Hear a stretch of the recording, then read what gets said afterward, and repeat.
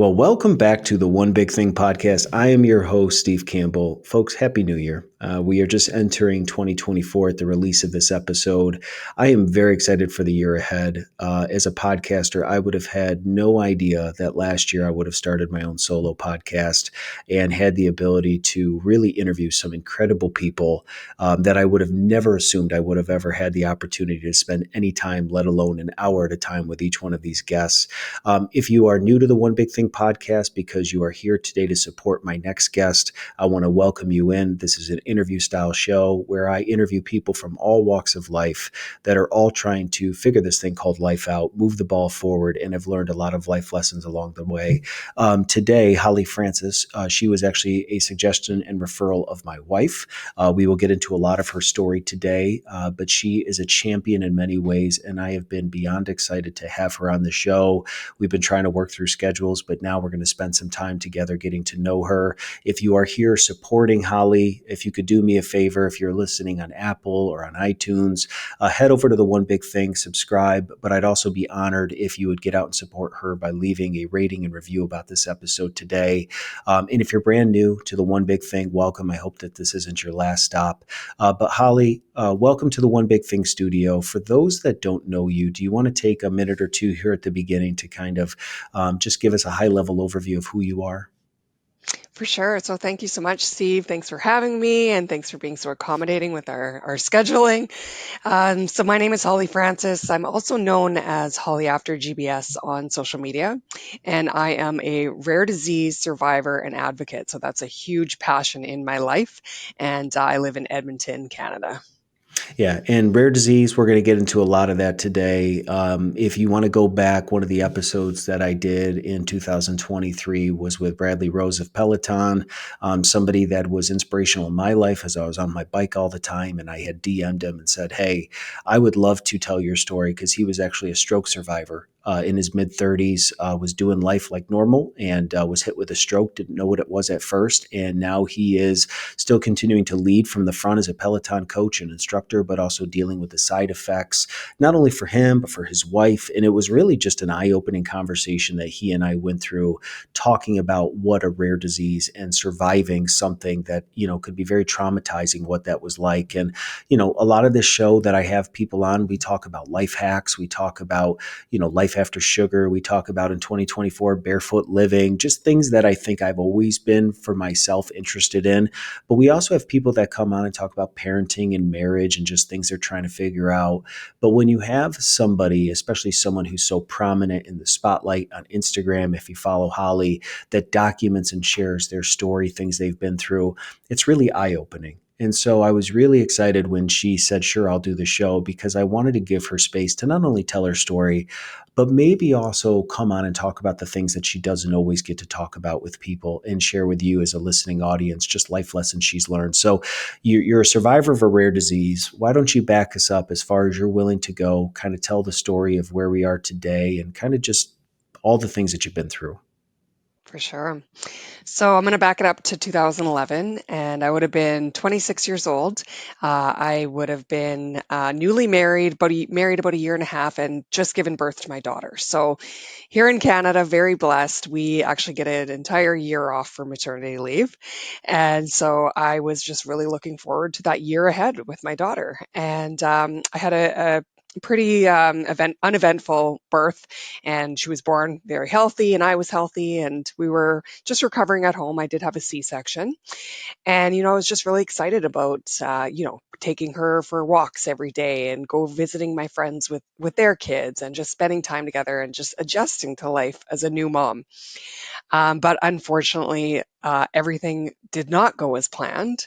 And when my daughter was 3 weeks old, so in Canada, I mean, it was the middle of winter. This would have been January she was born, and then this would have been just 3 weeks later, and it was freezing cold. So we'd barely even left the house yet. I hadn't even really, introduced her to any of my friends or anything. And we were at home one night, and all of a sudden I got this weird tingle in my fingertip. And otherwise, before this, I had been completely healthy. So, this tingle in my fingertip, I actually thought that it was related to like a pinched nerve or something like that. Because all of a sudden, I had this weird pain in my neck. And so, this progressed very, very quickly. So, first tingle, within a couple hours, I had this severe pain in my neck. And then probably less than an hour later, I'm walking up the stairs and I'm having a hard time lifting my legs, and it's feeling really, really difficult.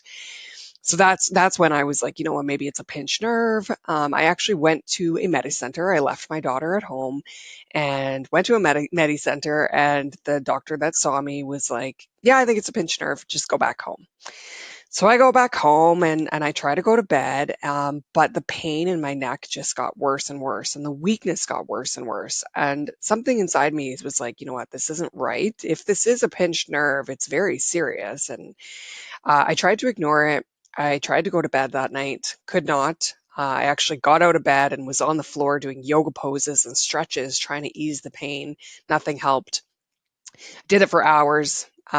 3 in the morning, my daughter wakes up to nurse, and I get up to go to her in the bassinet, and my legs completely gave out on me. And so that was when I knew, something is wrong. I need to go to the ER and see somebody to find out what's wrong with me for sure, and also, get some pain medication. So I woke up my then husband. I woke him up and said, take me to the hospital. I don't want my daughter to come with me, so you just drop me off, and I'll call you in a couple hours. So that's what he did, and I had no idea that when he dropped me off, that would be the last time that I would step out of the hospital for 3 months, more than 3 months. Yeah, so it's very, very scary. And I go into the hospital, and I was very fortunate that I saw a doctor that admitted, I don't know what's wrong with you, but I can see that you're very weak, and I know you're in a lot of pain, and there's something wrong, and I'm going to try and find somebody that will possibly know. So he brought down a neurologist. The neurologist, again, very fortunate, this doctor had actually seen a case of GBS before. And he said, I think you have a rare disease called Guillain-Barré syndrome. And I remember just staring at him going, GBS, like, I don't know what that is. I've never heard those words. I actually couldn't pronounce it for the first like 6 months. And I just remember going, like, syndrome, like disease, like, I'm 26, I'm completely healthy. Like, what does this mean? And he's like, well, it's a rare autoimmune disorder, and it affects your peripheral nerves, and it can cause weakness and paralysis. We don't know how severe your case will be. So, what we need is to admit you to the hospital and basically just see how things go. And I remember just thinking, like, I can't be in the hospital. I can't be admitted. I need to go home. I have a newborn. I have to take care of my baby. And he's like, this is an emergency. You need to stay in the hospital. So I did. And my family came, and everyone kind of rushed by my side. The paralysis started to take over my body, and the weakness basically spread from my legs upwards and outwards. And it basically affected every part of my body from the neck down until I could no longer breathe on my own. And within 72 hours of arriving at the hospital, it affected the basically the my lungs and my breathing, and I was put on a ventilator on life support in ICU. Well, and I mean, your story, if you're thinking like, Steve, why did your wife refer Holly, who's got this remarkable, I don't know if that's the word, but story?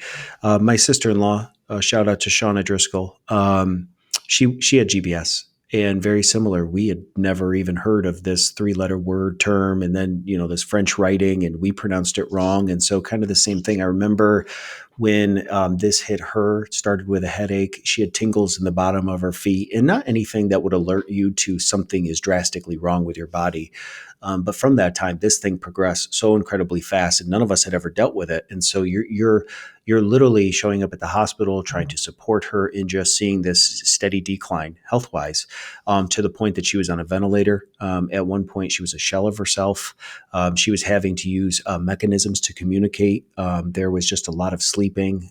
She had just, if I can remember correctly, was started dating or was engaged to her boyfriend Zach, my brother-in-law, and this was a long bout of watching her go through this road to recovery. And I can, say today she's obviously recovered in terms of what GBS means, and she's working as a school nurse, and she's doing great. But obviously, this was a season of her life, and it awoke my wife and I up to this whole world of younger people that have struggled with Guillain-Barré syndrome, how rare it is, and the amount of Facebook support groups and people going through it. And Mhm. I just remember we did a fundraiser for her and the turtle symbol, and just, you try to wrap your mind around as a human being what somebody's going through to the best degree that you can. And all I could think of was, as a young husband myself with kids, watching her go through this, thinking about what's going through Zach's mind, what's going through her mind. As we were, sourcing guests, my wife was like, you know what, you need to have Holly on. Holly has written books. She has obviously been on other podcasts. She has been the face of GBS, which probably many, many years ago, my friend, you did not think you even knew what GBS was, well, let alone you'd be a face of it. So just for context as a listener, this is very real to my life because we went through this with my sister-in-law. So everything that you're saying, I understand because I remember going through that with her, but obviously it wasn't me. So, I mean, I just think about in your story, when you have your firstborn and you're coming home 3 weeks in, all the expectations, all the exhaustion, all of that life change, let alone now, going through this, keep sharing as much as you want to kind of just expand and help, the listener out there that's gone through this and the story's resonating them, or maybe they've been a bystander watching a family member go through this right now and you're helping them, or just maybe they're not even aware of what this is. Mhm. Like what in your story do you want to share with people that you think would be, really tangible for them?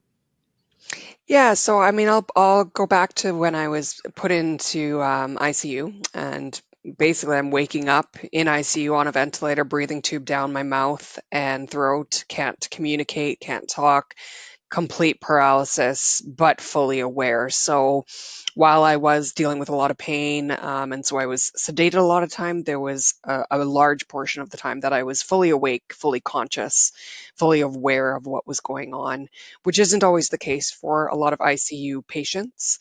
So it was a new thing for a lot of the nurses as well. They didn't really understand how to care for me, and so I'm fully aware. I know what's happening, and I'm like, what is this? And so they communicated to me that it's this rare autoimmune disorder, and it's very similar to multiple sclerosis. And basically, the body will see an attack, and that can be anything. And so for me, it was likely childbirth, or being pregnant, that or the C-section that was the trigger. And from there, basically after about 2, 3 to 4 weeks, the body will react with an autoimmune response. And then the problem lies with your autoimmune system where it starts to attack the nerves. So it's attacking the peripheral nerves in the body, and that's where it's causing that weakness and paralysis. And so I'm like, I just wanted to know, am I ever going to get better? And they told me I would. They said, you just need to get through this acute phase. As time goes on, eventually the attack will stop, and the paralysis will start to fade, and you'll get out of here. And so that was great for my family to hear. But when you're in ICU and you're completely paralyzed and you can't communicate, you feel like your life is over. You don't believe that you're ever going to make it out of there, especially when you're not getting better and days are turning into weeks and weeks and weeks. And so I was completely paralyzed, in ICU for more than 2 months before any kind of improvement came. And so throughout that entire 2 months, I was in a lot of pain. I was dealing with a lot of nausea and vomiting, a lot of depression, because I didn't believe I was going to get out of there. And I was so angry at the world that this was happening to me now. Why now? It couldn't have happened to me when I was 20, before I had just given birth to my daughter. And I just felt so robbed. And I really, really struggled with fighting and making it through every single day. It was such a journey and such a struggle, and it was impossible for me to stay positive when people kept saying you're going to get better, but I wasn't getting better, and I just stayed there paralyzed, unable to move, unable to speak, unable to say I love you to my daughter, unable to hold her. she's being basically raised by my family, and she was there with me every day. I was very grateful that they brought her in, and she was, put on my chest, and she would stare at me and just study all the tubes coming out of me. And it was amazing that I could have her there, but it was also heartbreaking because it was like, I can't even reach out and touch you. I can't even be a mom. And I had wanted to be a mom since I was like 3 years old. I knew I was destined to be a mother, and so I was just so heartbroken that when I finally got that wish, that it was taken away from me. And when you don't believe that you're ever gonna get out of that and get back to that life, it's very hard to stay positive.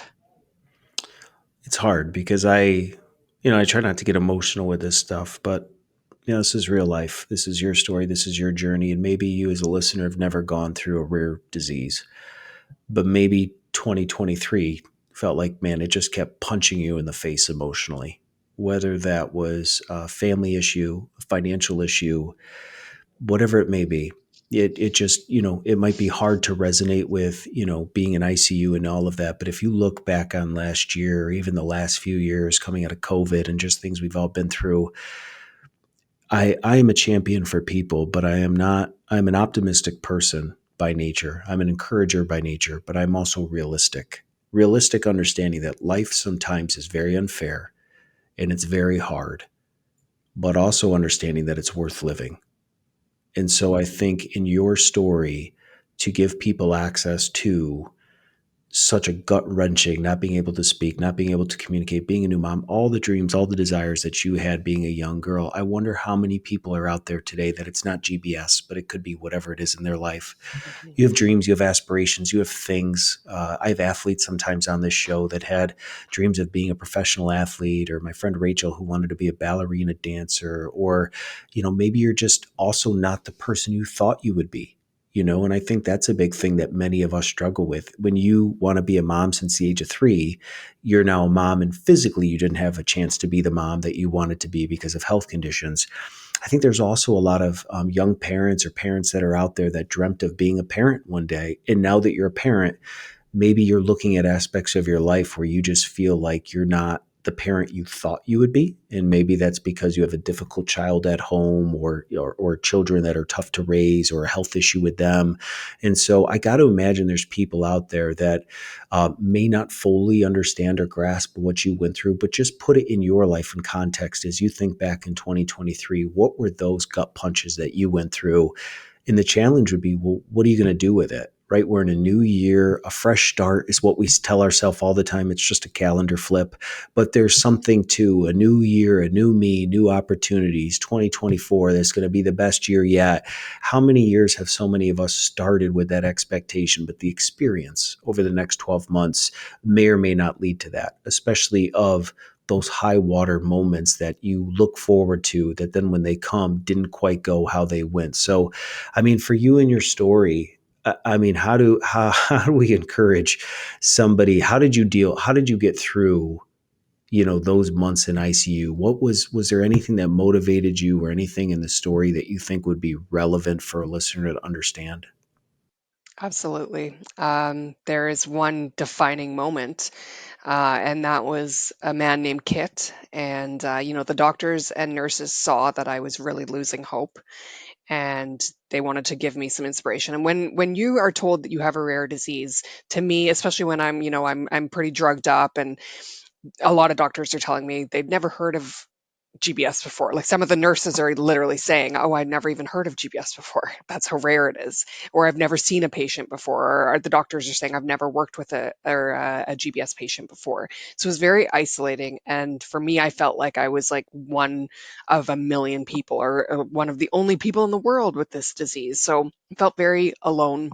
Felt like no one could possibly understand what it was that I was going through. But the truth is that although it's a rare disease, it does affect a lot of people. And there's people in my own city that had it. So there was a guy named Kit, and he had recovered from GBS. Crazy enough, he was actually in the same ICU room that I was in 2 years prior. And he was in ICU for 4 months, and he went on to have a full recovery. And so they knew that he was going to show me, that he had gone through what I had as well, and he'd made it out on the other side. So when he walked into that hospital room, it was just this huge beacon of hope. It was, okay, you know what? If someone else has been where I have and they made it out, then maybe I can too. And that was just a huge, just like this burst of energy for me to, just keep going, keep fighting. If he can do this, then maybe so can I. Yeah, and it makes me wonder, for folks that are listening to this, trying to resonate with Holly might be challenging. Maybe you can resonate with Kit a little bit more. How can we all be a little bit more like a Kit? Meaning, in this year, there are bound a lot of times the things that we experience in our life, there's so many lessons to be learned. None of us would ask for it. I try to tread very lightly when I talk about people's stories because I've never been in your shoes or somebody else's shoes, but it always comes up. When Bradley and I talked about his stroke, he said it, I was thinking it, but you don't want to ask the question, which is like, I'm sure you would have never asked for this, but I got to imagine that now going through it, there has been something that has come through this. You don't want to call it a benefit, but a life lesson, something, empathy that you've learned, or a connection with humans in a way that you've never connected before. You may be somebody who has gone through a bout with depression. Maybe you are somebody who's gone through waiting for a child that never came. Or dealing with a serious life disease, or a financial issue, or marriage issues, whatever it may be. We can allow these things to just happen to us and we just react, or we can find not the good in it. That's not what I'm trying to say, but the silver lining and all the things that we go through that can make us like a Kit to somebody else. And if that was Mhm. the spark for you, that turned it around, and you would think it's the new girl, it's being a mom, that's what's going to motivate you to go, and that's all true, and I'm sure that did, but there's something to human connection when you can connect with somebody else who's walked in your shoes to some degree. Mhm.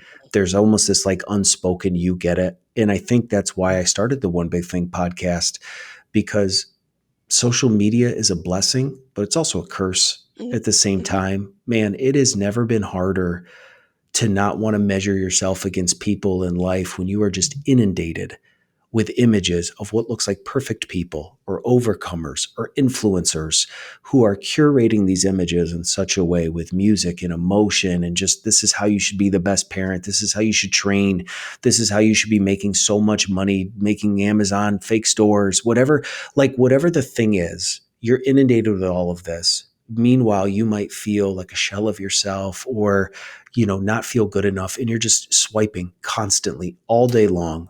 In what I think is great about your story is that you're using this life experience to not define you, but you're using it as a way to be a Kit to so many other people that their spouse may never understand what they went through with GBS or a stroke or whatever it may be. But boy, when you find another person that has walked in your shoes to some degree, that level of connection. So, my challenge to all of you, don't just be a consumer of this show. How can we all be a Kit this year to somebody? How can you use your life experiences, whatever they may be, to make you aware that there are other people, no matter how rare, as we've been talking about, this thing is? I got to imagine the number of people you've met in the GBS community doesn't make it seem very rare, but from a statistical measure, Mhm. obviously it's a Mhm. very small number of people. But those people that have gone through it probably feel closer and more knit together as a community because of the common bond that they have. So, Kit, God bless you, man. We've never met you, but to give hope to you, Holly, how can it inspire all of us to use the things that have happened to you to be that encouragement to somebody else, to be a friend, in a way that maybe for years you've been honestly struggling to get out of your own way? Self-love, self-care. Maybe the thing that's going to catapult you to breakthrough is to stop thinking about yourself so much and start becoming really aware of the people that you come in contact with every day that need the story that you need to share with them. And that's the whole hope of me having this podcast, is to not sugarcoat that life is perfect and we're all overcomers, because we are. but like, man, how do we use the really hard things of life to get really super practical? That this happened to me. I didn't ask for it, but here's the life lessons that I learned. And if you can take one piece from Holly's story that can help you, well, then we did our job. So, like, with that, you met Kit, you have this community. Talk to me about like coming through GBS. We could keep talking about all of the ins and outs and all of the pain. And like, I think we're all wrapping our minds around that it was a very difficult time, but the fruit is not the right word. The community, the life after GBS, as we talked about, like Mhm. what has that experience been like for you communicating with all these people that were perfect strangers at one point, that your story, your Kit to somebody else? Like, what has that been like for you?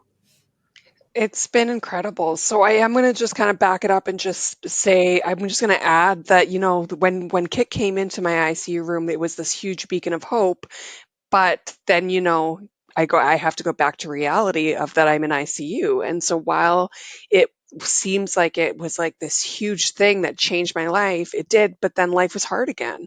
And that's kind of how life is, you get some sort of inspiration and you think like, my life is going to be changed, but then you hit more bumps along the road. And I was still in ICU and I was still struggling and I wasn't getting better. But I just held on to that hope that if he can do it, then maybe I can too. And the first thing that I had to do was learn how to breathe on my own again. And that was the hardest thing that I'd ever had to do in my life. I had to basically go off the ventilator for 30 seconds at a time. And I remember at the time thinking, I don't think I'm ever going to be able to do this. Felt like I was running out of air. I felt like I was drowning, and they would put the ventilator back on and they would say, you did it, you lasted 30 seconds. And I remember just crying and thinking, I'm never going to be able to do this. I'm never going to be able to get off the ventilator. And they told me that I had to breathe for 72 hours before they would consider taking out the trach. And I remember just going like, that's impossible. I cannot do this. Now Kit, when he came another time, he visited quite often, and he brought this sign, and it's actually beside behind me on my wall above my head, the exact sign he brought me. And it said, it's courage doesn't always roar, sometimes it's the quiet voice saying, I will try again tomorrow. And that was so profound for me because I remember thinking like, I didn't feel strong. I didn't feel like I was able to get through this. I felt like things were impossible.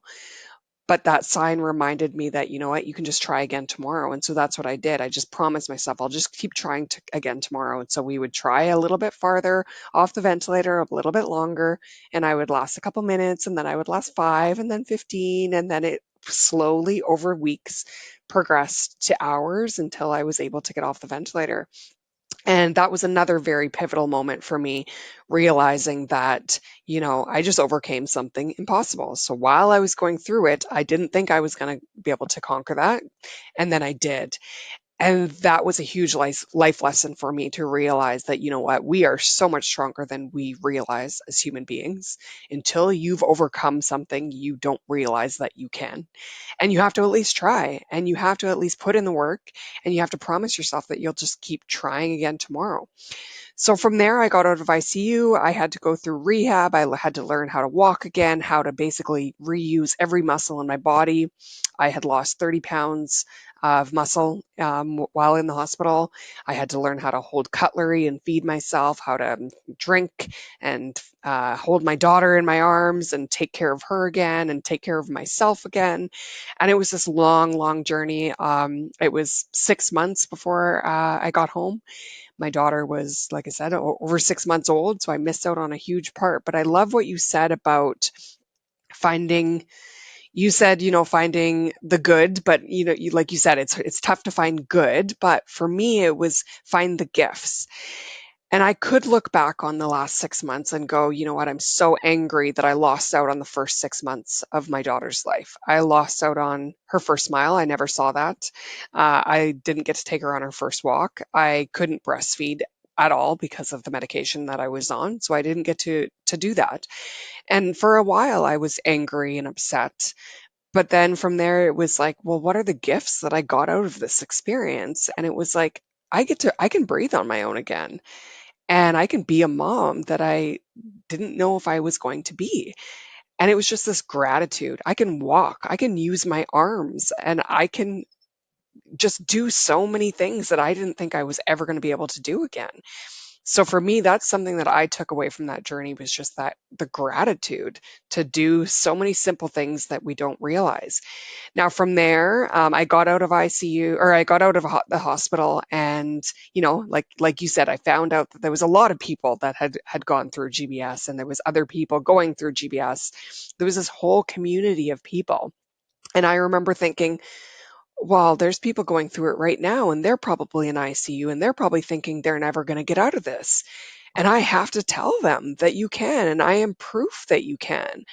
And so that's when I started getting involved with the GBS community. I started connecting with people all over the world, and I actually pieced together my journey in the hospital. So my mom had videoed me quite a bit, and the reason for that is because she wanted to try to show me that I was getting better as the weeks went by, and from that first day that I was admitted compared to where I was. And so she would video me and show me how I was improving.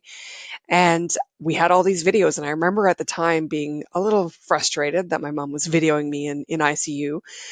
But when we came out of that, I had this whole journey that I could piece together, and we put it on YouTube, and it went viral.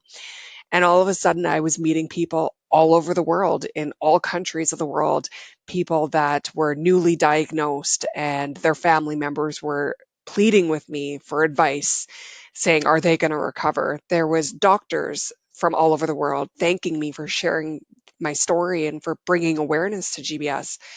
And for me, that was when, I knew that I really was diagnosed with GBS for a reason. And I had this very unique perspective to share. And this was the start of, social media was just starting to get really big at that time. And so it was that amazing ability to connect with people all over the world going through something that I had gone through and that others were going through now. And not only that, connecting with people, like you said, going through other struggles completely unrelated to GBS, that were reaching out and just saying, you know what, we saw your video. We saw you in ICU struggling, fighting to survive, fighting to get through each day, not knowing if you're going to make it out. And then at the end of the journey, recovered, doing better, back at home with my daughter, and that you inspired me to keep going and to keep fighting through this struggle that I'm going through. So for me, that has been such a huge gift, and I truly believe that being diagnosed with GBS changed my life for the better. Holy smokes, there's so much to unpack there. My brain goes a mile a minute as I listen to people, and that's what I love about life, man. Is we all have stories. We've all gone through things, and I think We have. it's easy to take 8 to 15 second clips online and feel like you're living life through the lens of somebody else. It's another thing just to have a real conversation that's meaningful, that's impactful, that gives you empathy, that helps you connect with somebody. And for people that have gone through GBS or stages of it, or family, they're going to resonate and shake their head listening to this. Or again, I would encourage you, if you want to watch Holly and I, you can head over to our YouTube channel, which is under NQR Media, Not Quite Right Media. It hosts all of our podcasts here with the One Big Thing. You can watch along with us. But I think for people that may have never gone through a life altering rare disease, they've never been on a ventilator, or so they think. I wonder how many people, what is a ventilator? A ventilator is basically a crutch to help us get to a spot of where we're supposed to be.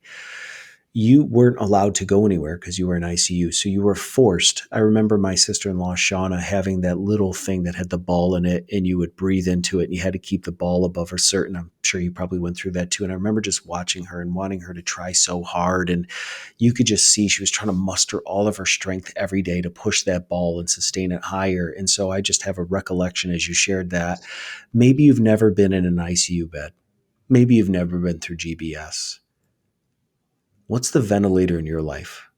What's the crutch in your life that maybe you don't diagnose, but there is something that has been holding you up that was never meant to sustain you?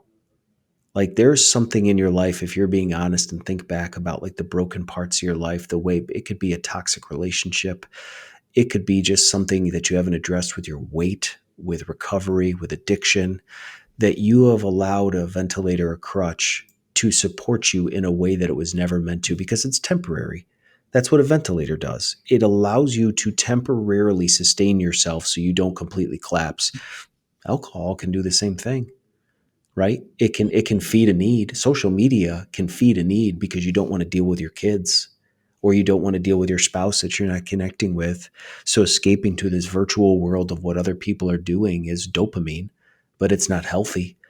And so maybe you've never been on an ICU bed, but man, you're not on this episode. This did not take us 3 rounds of trying to record this episode. To give you a little background, we had 2 other dates scheduled, Holly and I, to record. Studios all set up.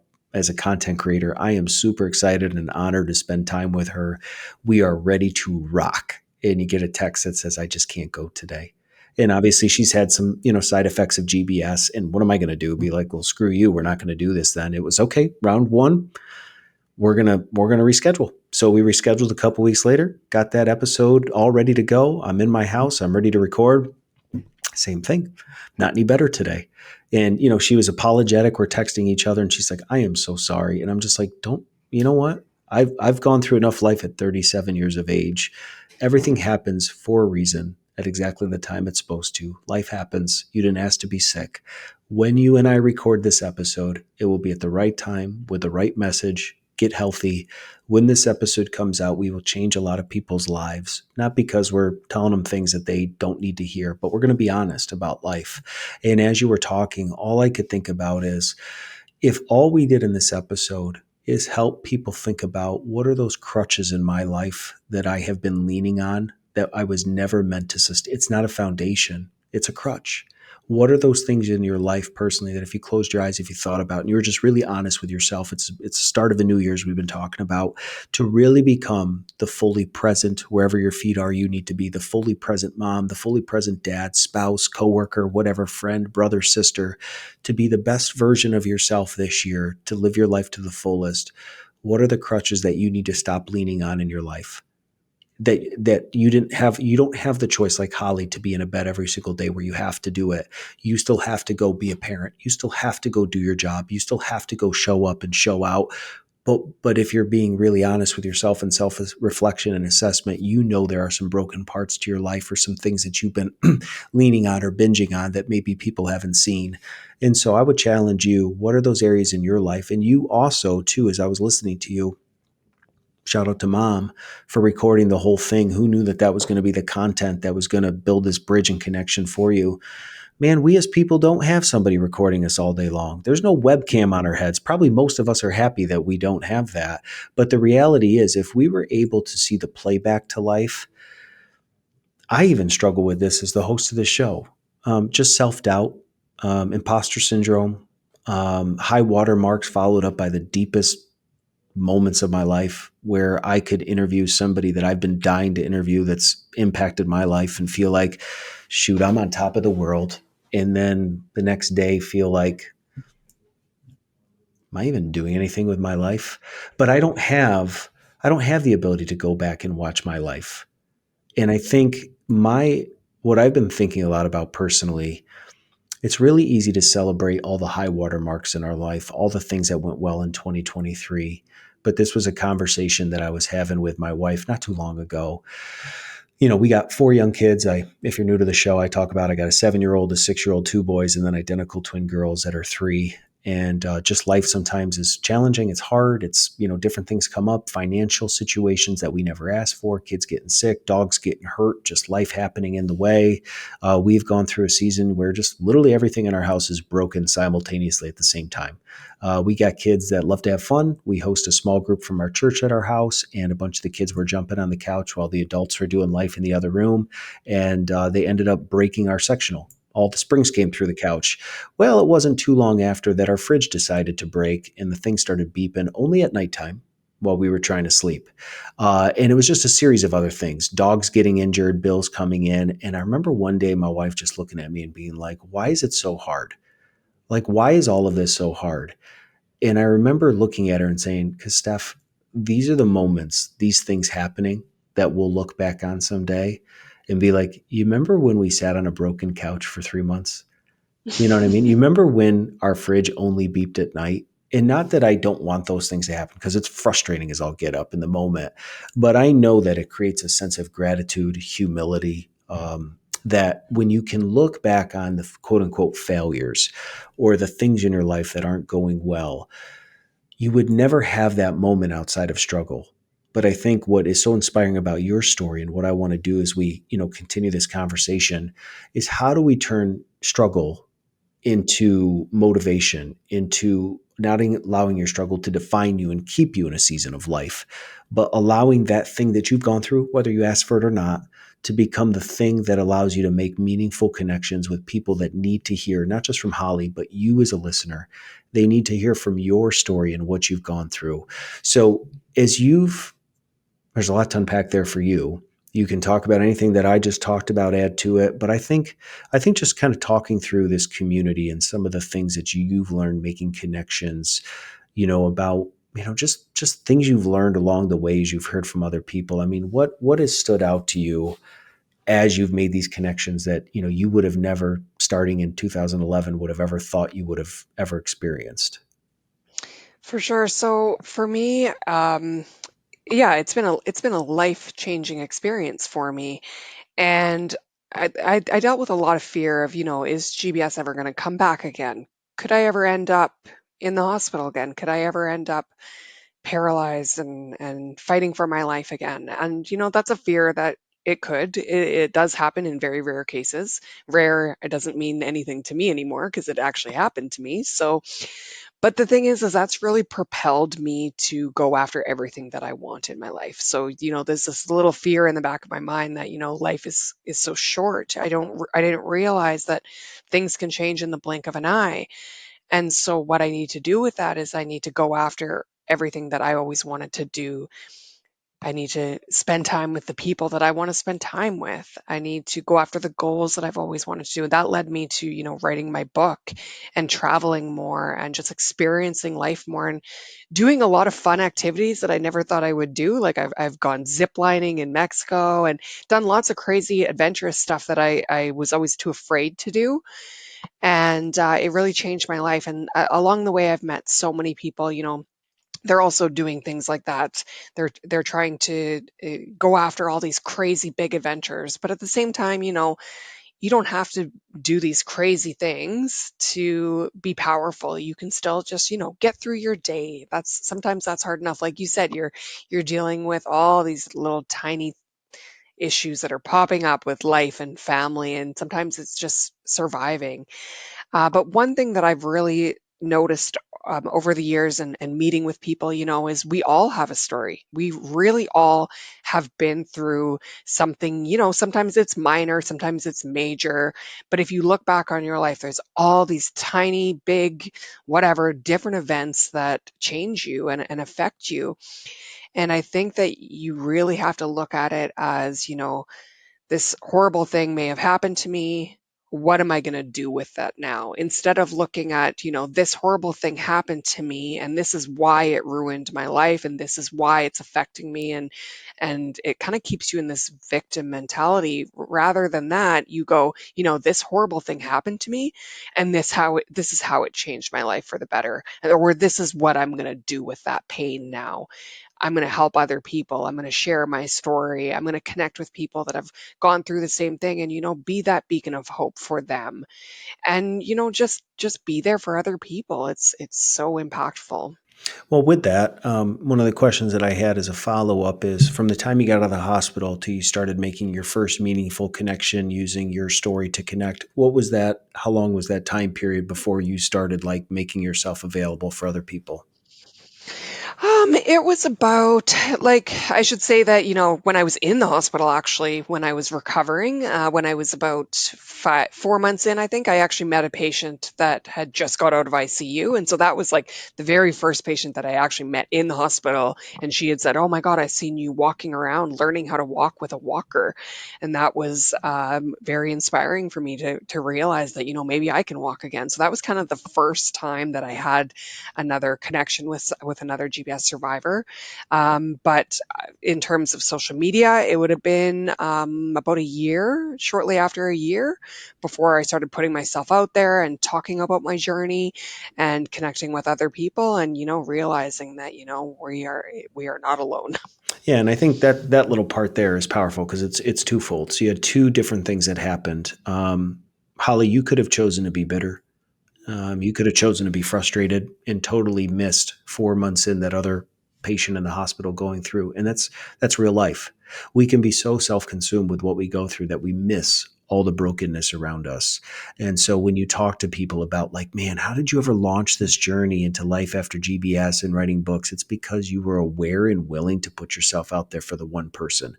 And you look at other people and it's like, man, why did this happen to me and why did this? And you can find people that live in that victim state, whether you're going through GBS now or you're going through something that's really difficult in life. You have a choice. You have a choice to either allow it to be the thing that shackles you and no one's ever going to understand what I'm going through or has never dealt with this or that. And that's true. Like, I think that's the reality of it. Like, that is true. Like, no one is ever going to know that. But you can also do something with it. And I think what's cool about you is that it took a year to be on social media and to do that stuff. It didn't happen right Mhm. away. You did something fairly immediate in the space where that you were given to reach the one person in the hospital, but it took a year.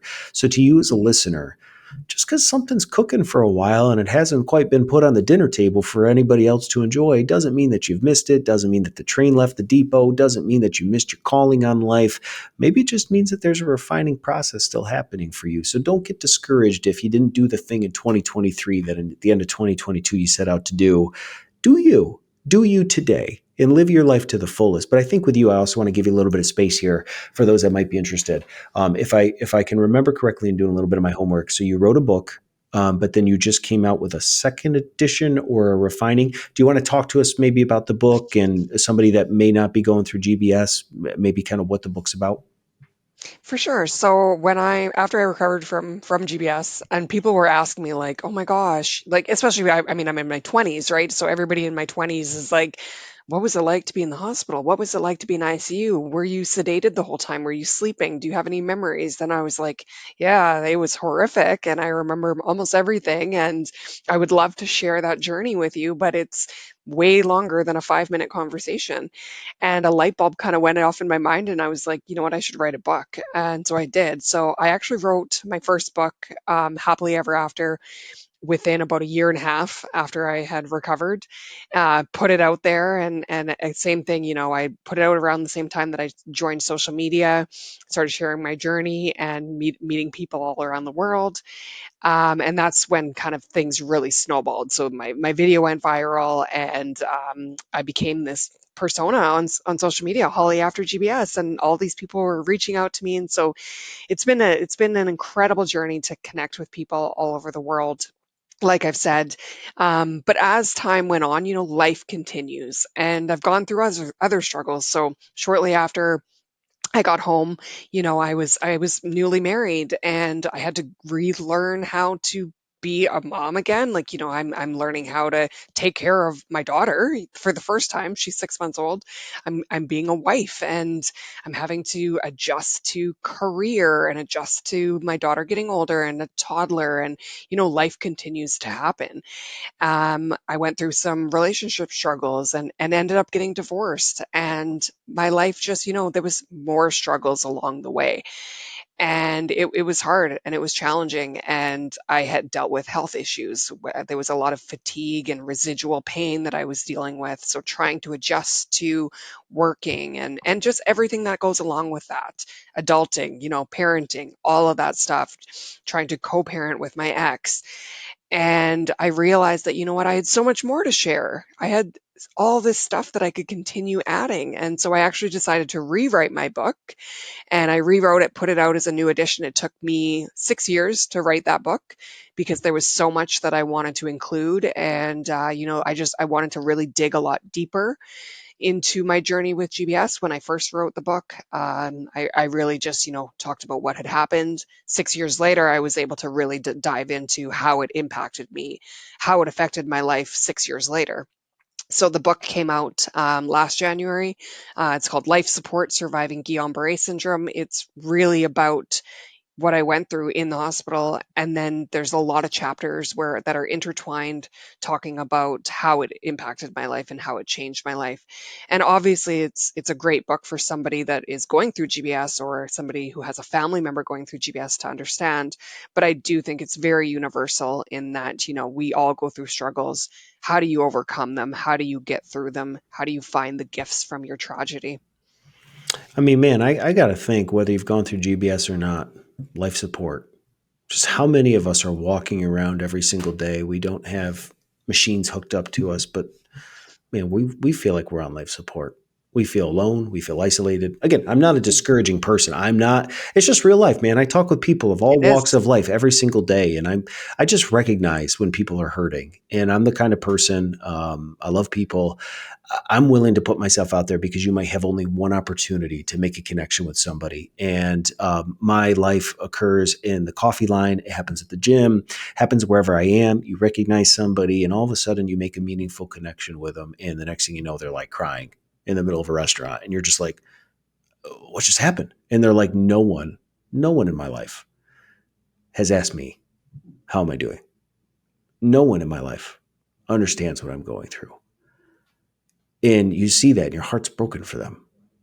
And I don't know, like, being a dad has changed me. I cry on the spot. I'm an emotional person, and I've never gone through GBS, but faith is the biggest part of my life. I just have this. I just understand how short life is, and I've never been on my deathbed, but I've seen a whole lot of people go through a whole lot of stuff, and I just have this like understanding. Man, we all get one shot. We get one shot at this life. Don't waste it, but don't allow that life has happened. Life is hard, whatever that hard is for you. And I talked about it on one of my shows before. You get to choose your hard. You get to choose your response. So how can you use Holly's story, who's not just a GBS survivor? You've gone on to do some pretty incredible things. You talked about a couple minutes ago. There was things you always wanted to do. Are there just certain things now that you're really proud of that prior to GBS you would have never assumed? Like, what are the things that you've been working on that maybe you don't always get to talk about because everyone just wants to hear about GBS and overcoming? Like, what are the things that Holly is doing after GBS that you're super excited about or passionate about? Well, there's a couple things. One I do talk about quite a bit, but that's the fitness side of my life. So before I went through GBS, I never really exercised. I just was not into that. I was in my 20s. My life was revolving around, friends and parties and just having fun. And so I didn't really focus on my health. I was overall healthy and just didn't really worry about that kind of stuff. After GBS, I went through obviously rehab, had to learn how to walk again, had to go through pretty intense physiotherapy. And I remember when I was going through that, I was still pretty weak at the time, and I was, having a difficult time with like opening jars and having a hard time picking up my daughter and stuff. But I could still do it, but it was just challenging. And I remember the physiotherapist going, "Well, we're going to make you stronger. We're going to get you stronger." And I was like, "Well, I'm pretty good. Like I'm better than I was." And he's like, "Yeah, but don't you want to be as good as you can possibly be?" So I said, "Sure, let's do it." So I actually went in for another additional 8 weeks of physiotherapy, and it was basically like training with a fitness trainer. And I did that for 3 days a week for 2 hours a session. And when I came out of that after 8 weeks, I could not believe how much stronger I was. And not only how much physically stronger I was, but just mentally. I just felt better. I felt like I had reached these goals that I didn't believe that I was going to ever be able to do. And that's when I fell in love with fitness. And so I started exercising. At first, I started working out just at home. I got a couple weights, and then I got into some like home fitness programs. And just each time that I overcame this, whatever goal that I was trying to reach, I just was like, you know what? I can keep going. I got into running. I was never a runner before, fell in love with that, decided to get some running shoes and get a pair of workout clothes and step foot into a gym. I'd never done that before. And I just found out that, fitness is such a huge motivator to get you through your life. And, it gives you those endorphins that make you happy, and it just makes you feel really good. And I've really found a passion with fitness. I actually got certified in fitness training, and I did some fitness training for a couple of years during COVID while I was working on my book. Actually worked with GBS patients as well, which was super rewarding, just to show other people that, we set a lot of limitations on ourselves and we think, well, I can't do that. I'm not able to get that strong. I know you are, but I can't. But the thing is my journey is that it is such a testament to, I went from complete paralysis, not able to move, to in the best shape of my life. And if I can do that, then the average person can too. You just have to put in a lot of work and you just have to keep trying. And fitness has just been such a huge part of my life now, and I would have never found that had I not gone through GBS.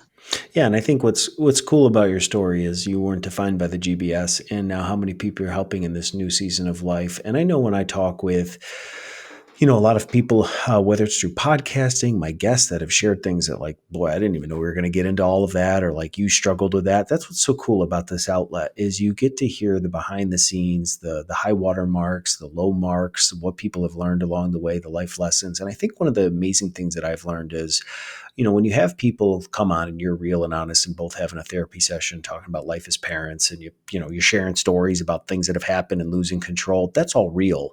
We can spend time talking about life hacks as a parent. You can try to implement those. But I think what's crazy is when I really look at my life, when I feel most control, it's when I'm bringing discipline and structure to areas of my life that maybe I've just been really lax on. And maybe, you've been struggling as a parent because your eating hasn't been, where it's supposed to be, or your weight training. And so you feel unworthy, you feel unbeautiful, you don't feel handsome, you don't feel good in your clothes, which then means that you're not the parent you need to be. You're not fully present. You're on social media. You're doing all this stuff. And I know there's people nodding right now being like, please stop because you're nailing my life. What I have found is sometimes I need a spark. And so just be really honest with yourself about, like Holly, what are those things that you don't need to go through GBS to get a new lease in life. But, if you want to be the best version of yourself, what are the areas of your life? And Netta Gorman and I talked about this on the Life After Sugar podcast. I want to, for every one or two guests that come on and talk about life and marriage and parenting, I also want to have people that come on and talk about life hacks. And I thought Netta was just super cool because she talked about living a sugar-free lifestyle. And what's cool is that when you put your mind to something, and you might start that episode thinking like, I could never do that. I could never give 2 weeks of my life being sugar free. I did it and I lost 8 pounds in 2.5 weeks and never felt so like in control of what I was eating. And food was always a place of, it was a crutch, like I just talked about. And so for you, like, what are those areas of your life that you might be seeing the ill effects externally of not being the best parent or the best spouse, which is actually coming from another part of your life? You're just not kind of putting those things together. And what would it look like if you started taking care of your body and eating better? I'm not saying that's going to make you the best parent in the world, but what it does is it frees up your mental capacity to think because you don't realize, like if you guys have ever hit that task manager on your computer, you don't realize how many programs, like on your iPhone, if you hold the screen, all the apps come up in the background. Like you don't realize how many things as a human being are functioning at the same time. All the roles that you play as a mom, as a dad, as a husband, as a coworker, as a daughter, as a son, like those are all parts of who you are, and they are all running simultaneously, and they don't stop, they don't shut down. All of those things can bleed together, and they make you feel exhausted, they make you feel tired, they make you feel isolated. Well, what if the spark for listening to Holly was maybe not the GBS, but maybe for you it was just, you know what? I'm going to dedicate myself that if Holly, who overcame a rare disease, could go from being paralyzed to being a fitness instructor, which kudos to you, then what excuse do I have? And the honest answer is you have no excuse. Like part of my life and part of my journey is I want to live my life out in front of people so that I have accountability and no excuse. And one of my passions, one of my desires as a father is to be in the best physical shape of my life, to lead by example, to try to be the best dad I can be, to love my spouse. And I screw up a whole heck of a lot. And I use this podcast, I use Cups of Coffee to share. Like, dude, I do not always get this thing right, but I'm at least willing to acknowledge it because I got to imagine there's something you could share with me, or a resource, or a book, or a way of life that you're doing it, that maybe I'm just one decision away from really seeing breakthrough in my life. And so for me, kind of like you, I don't want to be a dad that's carrying extra weight. I don't want to be a dad that's sloppy. And like, if that's where you're at, that happens. But don't allow that to be a limiting factor in your life, because if Holly can do it, Holly, I'm using you as an example. Okay. If Holly can do this, you have no excuse. And this is not a conviction podcast, but let it light a fire under you. Let it light a fire, because you're going to attribute a why to it. You want to be in the best shape of your life, yes, because you want to look good in a mirror, but it's because you got little ones that want you to be around for a long time. You got a spouse that needs what you have to offer. So, like, what are the things that you can do to use this episode to be a spark? And I know that we are pushing up against kind of my time that I always want to make sure I'm sensitive to. Was there anything else before we kind of get into the start, stop, continue that you think we left on the table? I don't think so. No, I That's think we pretty really good. covered Man, that everything. was Yeah, we did. see, folks, it took 3 tries, but we nailed it today, and I got to imagine we help a lot of people. So, if you are new to the one big thing, one thing that I've kind of implemented since episode 1 at the end of these episodes is what I call start, stop, continue. It's a really fun way to maybe get to know the guest a little bit more. I preface it before we record to get them ready, but each guest shares one thing they want to start doing, one thing they want to stop doing, and one thing they want to continue doing. You can do it, Holly, in whatever order that you want. Just make sure that, so for our listeners or watching on YouTube, you can say the statement, one thing I want to start, and then finish. But I'll let you go through all three, and then we can wrap up here at the end. Sounds great. So, one thing that I want to start doing, so as you know, obviously, I'm very involved with the GBS community, and that's been such a huge part of my life. I volunteer with the GBS CIDP Foundation here in Canada. And something that I want to start doing is I want to expand on my volunteering capabilities, and I want to start volunteering with a basically a pet shelter. So I have a dog. Got him in during COVID, and I fell in love with animals. And he was a rescue, and so that's something that I'm going to start doing in the new year is volunteering at a shelter. I love that. Yeah, so now for stop doing, I think that you will understand this one. For me, it's taking on too much. So I take on a lot, and I get involved in so many different things. And I think a lot of it is a little bit of that fear that, I'm going to run out of time because life is so short. And so I take on everything. And then it tends to hit me hard. And that's what happened to me about 6 weeks ago. I got hit with a very, very bad cold and was sick for about 6 weeks before I was able to recover from it. So that's something that I want to stop doing is, just taking on too much. Got to listen to my body when it's saying no.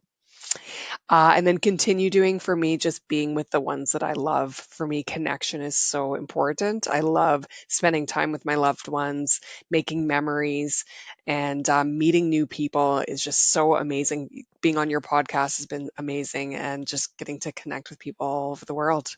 Well, man, I'll tell you, man, I'm so blessed and fortunate that I get strangers that are willing to spend some time with a guy they've never really talked with before. But it always comes out in it's beautiful chaos. It's a beautiful mess. It's real life. And my hope for you as a guest of this show is that you felt honored, you felt heard, appreciated, but that you also understand that you're going to have the ability to touch a lot of people's lives and help inspire a lot of people, whether they've been championing you since you first started making those connections, or this is their first experience with Holly Francis. What I love about this Start, Stop, Continue, it wasn't all about GBS. It was about you, because you're still you. Yes, there is an opportunity in your life to champion a cause, which many people struggle with, that need to have a kit in their life. But you also just talked about meaningful connections. Folks, it's a new year. Don't waste those relationships. I champion all the time for people. If you have screwed up and you've done wrong by others, make it right. Don't be so stubborn. Don't be so prideful that you're never willing to say sorry, because life is going to click and you're never going to have an opportunity to say, I'm sorry, or ask forgiveness. Make it your year to go do that. Make meaningful connections, but also, too, just that is a balancing act, right? Because when you're a person who wants to influence and help other people, it is very easy to want to be all things to all people. But just being able to take self inventory so you don't run yourself into the ground, so you're not running on empty. But how can you use every interaction? I know one of my goals, I never get to do start, stop, continue, so I'm not going to go into it. But one of my goals for this year is just to be fully present.